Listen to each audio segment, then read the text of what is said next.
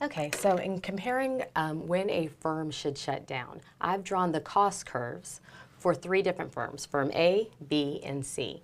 And what you'll notice is they all have a price of $5, and their demand curve is the same thing as our marginal revenue curve, which is the same thing as the price, which means that they are price takers. And that's how I can distinguish them and tell automatically that they are in a perfectly competitive market. And remember, perfectly competitive market just means that there's still a downward facing demand curve, but for that individual firm, they face completely horizontal demand curve with an elasticity of 0. All right, so for my first firm here, I have the cost curves. If you'll notice, the average total cost curve, marginal cost curve, average variable cost. The marginal cost always intersects the total cost and variable cost at the minimum. And so the rule is going to be the same on every one of them. You want to make sure that the marginal revenue is equal to marginal cost. We like to call that the profit maximizing, but we also want to call it loss minimizing because it will depend on what a firm's cost curve is to determine if they're going to be able to stay in business.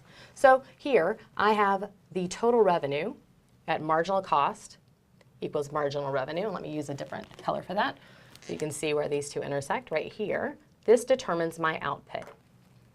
So my total revenue is going to be 100 times the $5. All right, that is not profit. So this firm makes $500. Then we have to determine what their costs are. The cost, you need to figure out where the average total cost is at 100. So the way you read that is you would go here and then go over to the 4. So my total cost, and the reason this works is because if you think about the formula for average total cost, let me write that here. Average total cost is basically the same thing as total cost divided by Q. So this is total cost divided by Q. When I multiply total cost divided by Q, I am left with just total cost. So here, to calculate my total cost, I'm going to take 100, my units, times the average total cost for each unit. So I end up here with 400. And we can see here that this firm is making a profit of 100. And I'm going to use this symbol for profit. So they should stay in business, right? And some will even go on later to talk about what that will do as far as bringing other businesses into the market. In our second example here with firm B, notice their cost curves lie above the price, all right? So for this firm, their profit maximizing or cost minimizing output is going to be the 50. So if I wanted to calculate what their total revenue is, I'm going to, because again, everyone does marginal revenue equals marginal cost. That's right here.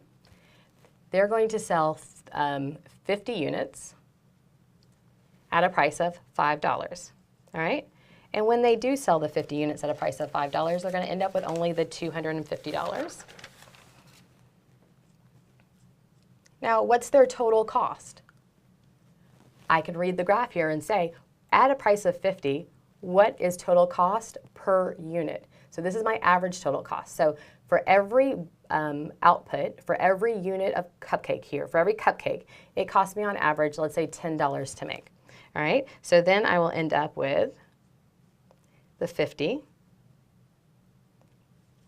times my 10, which gives me the 500. All right, so I've got my total cost here, and I have my variable cost and my fixed cost. So what I want to calculate now is my variable cost. And I have that because this point here is going to be $6. So on average, we're going to say that the 50 times the 6 here is going to be the 300.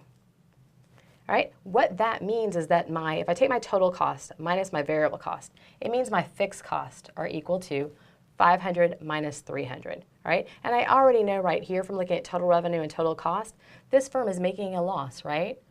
I can already see here that they are negative 250, right? But to determine what they should do, I need to see, are they covering their fixed cost? And so their fixed costs are equal to 200. So this firm has to make a decision.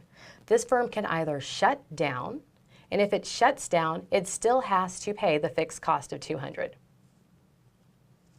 Or they can operate at their profit minimizing, and this is the all loss right here, as you can tell, which will cost $250. So this is the shutdown. And here, the $250 would be if they produce. right? And the reason the 50, the 51, the 52, or the 49, 48 does not work is because you notice the marginal cost is above the marginal revenue curve here, and you would be incurring more cost and not necessarily revenue. So this is the minimizing output for a loss. And so this would be if they are stay in business.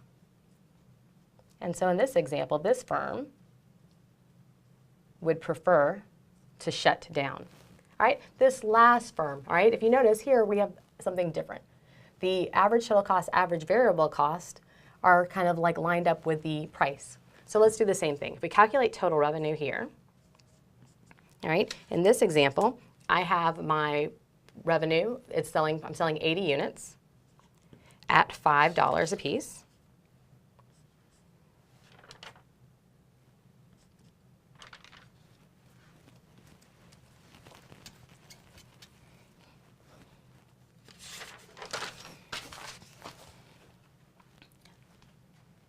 Okay, for the third firm. Yeah. Okay, for the third firm.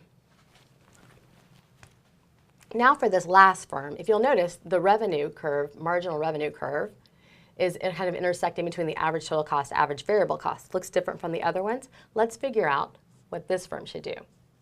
So my total revenue is going to be the 80 units times the price. So I will end up with, they can make a total revenue of 400. And their total cost, you're reading this saying, okay, at 80, what is the total cost per unit? I know it's going to be 80 times 6, which is going to be equal to 480. So we would say here, this firm is basically losing $80. That's the profit, the loss minimizing. All right, let's see if we can figure out what our fixed cost and our variable costs are. I know here that my variable cost per unit is about $3.